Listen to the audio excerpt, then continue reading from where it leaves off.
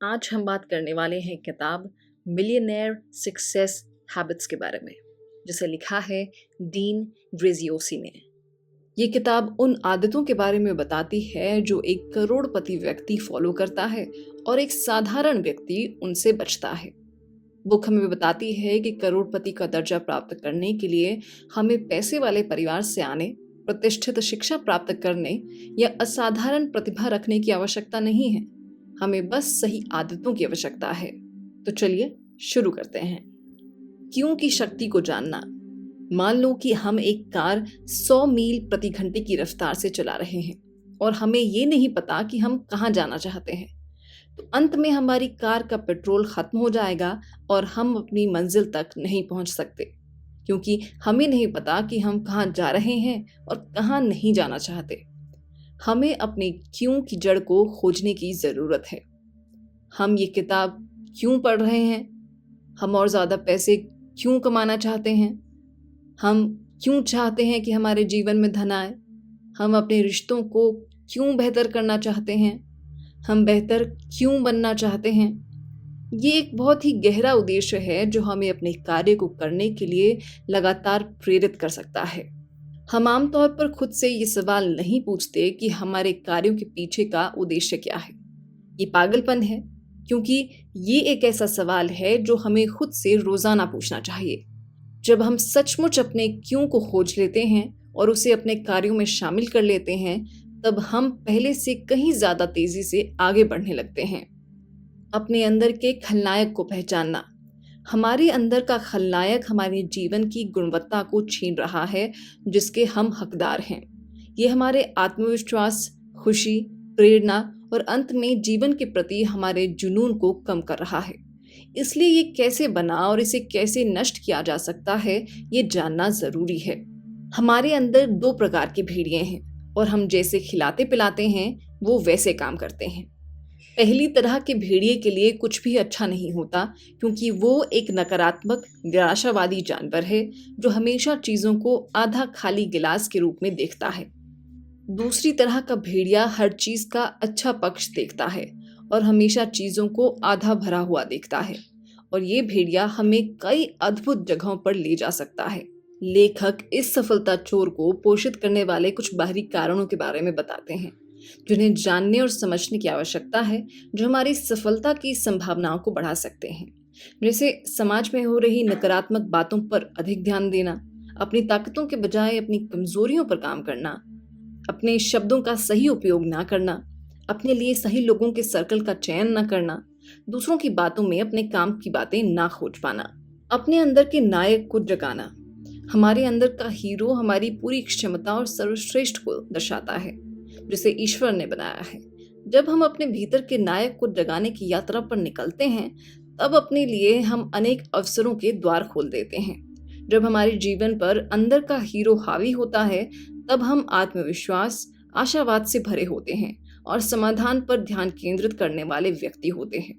और जब खलनायक हावी होता है तो ये बिल्कुल विपरीत कार्य करता है, जो हमें सर्वश्रेष्ठ बनने के लिए बदलाव करने का साहस, ऊर्जा और आत्मविश्वास से वंचित करता है।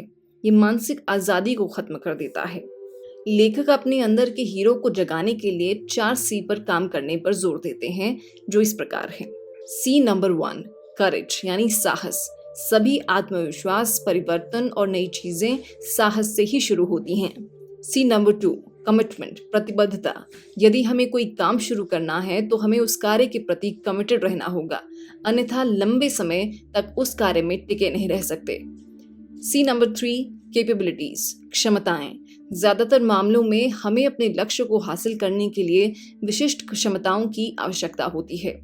सी नंबर 4, कॉन्फिडेंस यानी आत्मविश्वास। पहले के 3 सी मिलाकर हमारे आत्मविश्वास को बढ़ाने लगती है। इस प्रकार हम अपने अंदर के हीरो को जगा सकते हैं। अपनी खुशी को ढूंढना। खुशी सफलता की ओर ले जाती है, ना कि इसके विपरीत। हमारे समाज में हम अक्सर सोचते हैं कि अगर हमारे पास ढेर सारा पैसा होता तो हम बहुत खुश रहेंगे, लेकिन बहुत कम लोग खुशी के महत्व को समझ पाते हैं और वे खुश होने के लिए चीजों के मिलने का इंतजार नहीं करते। लेखक अपनी खुशी को पहचानने और उसे बनाए रखने के लिए कुछ महत्वपूर्ण बातें बताते हैं, जो इस प्रकार हैं। अपनी खुशी की परिभाषा हमें पता होनी चाहिए। इसके लिए समय निकालें, सोचें और लिखना शुरू करें कि हमें क्या खुशी देता है। बीते समय के बारे में सोचकर रोने से अच्छा है वर्तमान को अपना दोस्त बनाया जाए और उसके साथ मिलकर अपने लक्ष्यों तक पहुंचने के लिए काम किया जाए। परिस्थितियों के बारे में सोचते रहने से हल नहीं निकलता, इसलिए अपने कामों को करना शुरू करें और अपने कामों में होने वाली गलतियों को ठीक करें, ना कि एक जगह बैठकर सोचते रहें। हमारी ऊर्जा जिस दिशा में भी हम जाना चाहते हैं उसी दिशा में ले जाएगी। ये चुनाव हमारा है कि इसे सकारात्मकता पर खर्च करना है या नहीं। किसी खास नतीजे के बारे में सोचना छोड़ दें। सफलता की परिभाषा है कि बिना अपना उत्साह खोए एक असफलता से दूसरी असफलता की ओर बढ़ना। कोशिश करें कि किसी भी बात को व्यक्तिगत रूप से ना लें। जो हमारे सामने है उसके लिए आभारी रहें। अपने जीवन के हर पहलू में बेहतर बनने का प्रयास करें।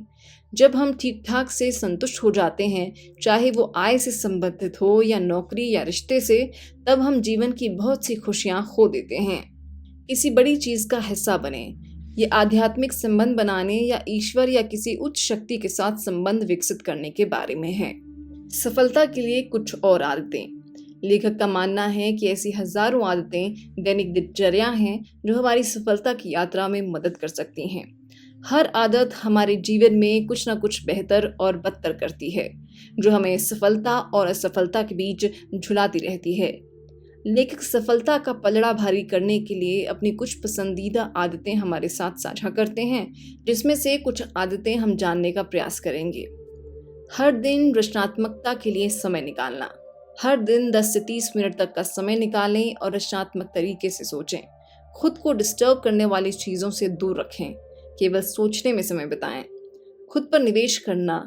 जब जीवन की बात आती है तो हम या तो चलते हैं या फिसलते हैं। अगर हमें जीवन की चाह है तो खुद पर निवेश करना कभी बंद नहीं करना होगा।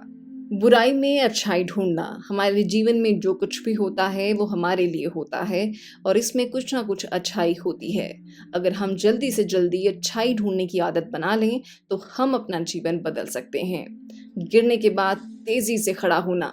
समस्याओं के बारे में नहीं, समाधान के बारे में सोचना।